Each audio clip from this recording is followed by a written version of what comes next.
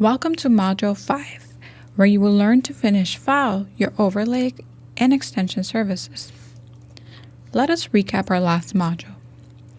In our previous module, Softgel extensions using forms, we learned that when using Softgel, extensions using forms are best for conservatively long nails, nothing extreme. We further learned that Softgel extensions using forms is not recommended for nail biting clients. Use nail tips instead. And finally, we learned that the form must be properly fitted prior to forming the free edge. Now let us preface Module 5.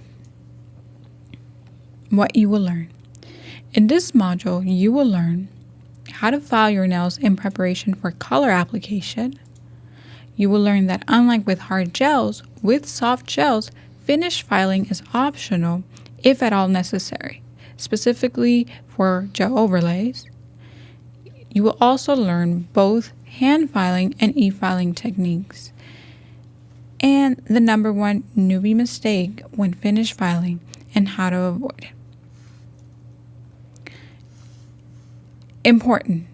As we have covered in Module 3, gel overlays, finish filing is optional for an overlay service. If you are still filing after your application of a gel overlay, I am confident that after learning and practicing your self-leveling skills, you would get to the point of no filing. I promise. Gel extensions, however, you will always have to finish file. That is because you are piecing an artificial length to the natural nail, and therefore you will always have to blend those two parts in the form of filing and buffing. All right, let's get into the studio now.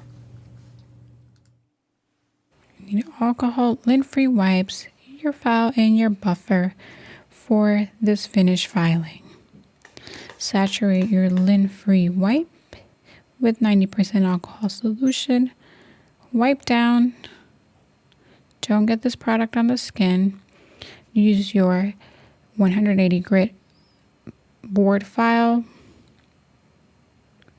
You'll use this first, and you're basically checking out the apex. If your apex feels a little low, a little high, or it just needs a very, very gentle taper, then go ahead and take your your board file, and file that free edge zone.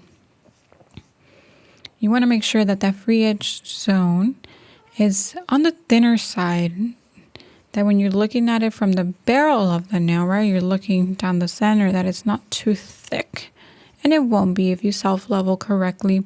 Remember that finish filing and overlay is completely optional. But for your extensions, you definitely will need to take these steps to finish file your gel nails. Okay, so taper up those side walls in that free edge zone, which is like the first half of the nail. Just bring it in there, just very lightly. The reason why I'm not going back and forth is because I'm not really reducing anything. I'm just tapering.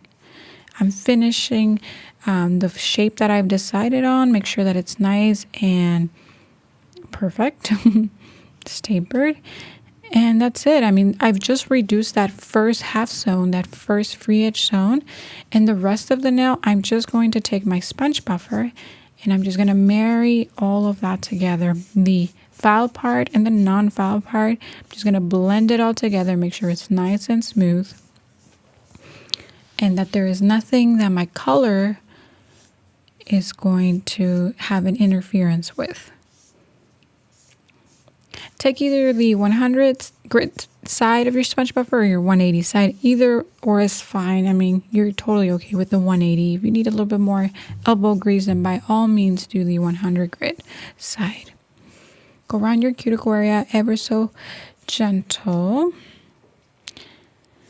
Your side walls, make sure they're married in also.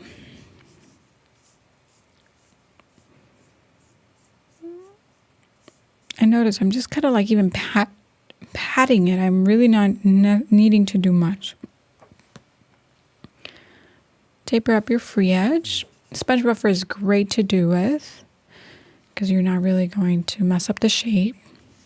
And then when you're done, just dust do a dry dusting and then do a wet dusting, which is saturating your brush with alcohol solution to remove all of the dust. Clean underneath the nail, the sidewalls. Make sure all of that dust is removed. And we also want to do this step of saturating a lint-free wipe and getting in those grooves, okay? Cuticle area, sidewalls, nail tip. This is really going to ensure that we've left no dust particle behind that's going to show. And that nail is now ready for its color application.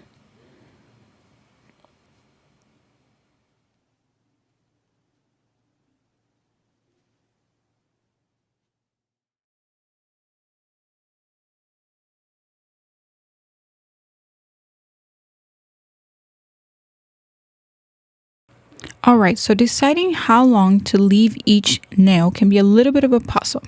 So here I want to show you that your ring, pointer, and middle finger can be about the same length, but if anything, leave your middle finger a millimeter or two longer, just a tiny bit. Your pinky can be a millimeter to 2 millimeters shorter, and your thumb can be 1 millimeter to 2 millimeters longer. Again, you can leave all three the same length when you put them side to side, but if anything, if you decide to leave a little length on any of them three, let it be the middle. Keep your ring a little shorter and your thumb a little longer.